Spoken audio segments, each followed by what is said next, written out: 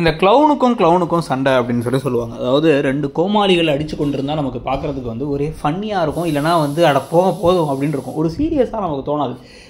அந்த மாதிரி ரெண்டு க்ளவுன் மாதிரி தான் வந்து விஜயும் காவேரியும் இருக்காங்க. யார் பெரிய முட்டாள் அப்படின்னு காமிக்கணும் அப்படிங்கிறது தான் அவங்களுடைய மொத்த முடிவாகவே இருக்குது. இவங்க ஏற்கனவே சொல்லிட்டாங்க, டிவோர்ஸ் பேப்பரில் என்ன கையெழுத்து போட வச்சல அப்படிங்கிறாங்க. அப்போ அவங்க அவ்வளோ பெரிய குழப்பத்திருக்காங்கன்னு இவருக்கு தெரியுது. இதை கிளாரிஃபை பண்ண வேண்டியது அவருடைய பொறுப்பு. ஆனால் அவர் அதை விட மட்டி மடையனா என்ன சொல்கிறாரு அப்படின்னா வந்து ஏய் அப்படின்னு போய் இந்த பக்கம் இந்த தூணை பிடிச்சி 3 குத்து குத்துறாரு. கான்ட்ராக்ட் முடிச்சுனே கிளம்பி போயிடுவேன் அப்படின்னா இப்போவே கிளம்பி போய் தொலை, உன்னை யார் தடுத்தா அப்படின்னு இவர் கத்துறாரு. உடனே வந்து போயிடுவேன், நான் வந்து நடுவில் போனால் நீங்கள் என்ன பஞ்சாயத்து பண்ணுவீங்க, அதனால வந்து நான் வந்து இன்னும் 2 நாள் இருப்பேன் அப்படிங்கிறாங்க இவங்க.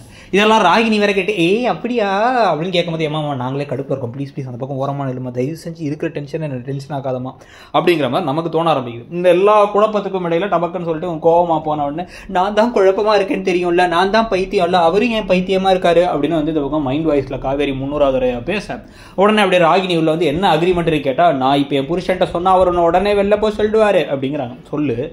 சொல்லுமா, சொல்றதா இருந்தா இப்ப சொல்ல வேண்டியதானே. இந்த ஒரு மிரட்டிக்கிட்டே மட்டும்தான் இருப்போம், ஆக்ஷன்ல காமிக்க மாட்டோம்னா எப்படிமான் இருக்கு நமக்கு. இதில் உடனே இவர் காரில் போகும்போதெல்லாம் யோசிச்சிட்டே போகிறார், சே நம்ம பெரிய தப்பு பண்ணிட்டோம் அப்படின்ட்டு. உடனே இப்போ அடுத்த நாள் காலில் வந்து தாத்தா நீ பெரிய தப்பு பண்ணிட்டடா, உங்களுக்கு அவரால் தான் சண்டை வருதுன்னா டாக்டர் என்ன சொன்னார் தெரியுமா அப்படிங்கிறாங்க. அந்த டாக்டரே சரியா அதை விட டாக்டர் இவராக இருக்கார், லூஸாக இருக்கார். இப்போ எல்லா குழப்பத்துக்கும் இடையில கடைசியில் இவர் என்ன முடிவு பண்ணுறாருன்னா, நான் வந்து உன்னை இனிமேல் வெளில கூட்டு போகிறேன், நாங்கள் வந்து தனியாக எங்கள் வெட்டிங் டேக்கு வெளில போகிறோம்னா இதை டேரெக்டாக சொல்லணும். அவங்க குழப்பத்தை இருக்கும்போது இன்னும் குழப்பமாகற மாதிரி ட்ரெஸ் எல்லாம் எடுத்து வை அப்படிங்கிறது, அதில் அவங்க கோயிலில் போய் சாமி கும்பிட்றது, கும்பிட்டு நாங்கள் ஒன்றா இருக்கணும் அப்படிங்கிறத நான் வாயை திறந்து பேசாமல் இருக்குதுன்னு கதை போகிறத பற்றி நீங்கள் நினைக்கிறீங்கிறத சொல்லுங்கள். அப்படியே கீழே இருக்க அந்த ஷாப்பிங் பேக் கிளிக் பண்ணி பிடிச்சிருந்தா மிந்த்ரா அண்ட் ஃப்ளிப்கார்ட் இருக்கக்கூடிய ஆஃபர்ஸை யூஸ் பண்ணிக்கோங்க. தேங்க்யூ.